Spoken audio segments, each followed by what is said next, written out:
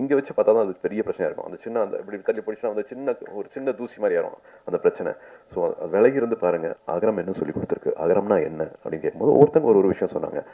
அதில் ஒரு தங்கை வந்து அகரம் தான் நான் தான் அகரம் அப்படிங்கிற மாதிரி சொல்லிட்டு கேட்கும்போது எப்படி நம்பிக்கையோடு இருக்கிறது, எப்படி பாசிட்டிவாகவே இருக்கிறது வாழ்க்கையில் எது பெருசு அப்படிங்கிறத வந்து முடிவு பண்ணிட்டு எது வேணும் அப்படிங்கிறத வந்து தீர்மானிச்சுட்டு அதை நோக்கி மட்டுமே போகணும்.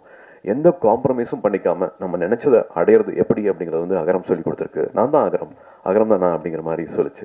எது ஆகணும் அப்படின்னு நம்ம ஏங்கி தவிக்கிறோமோ அதுவாகவே ஆகும். அது நிச்சயமா ஆகும்.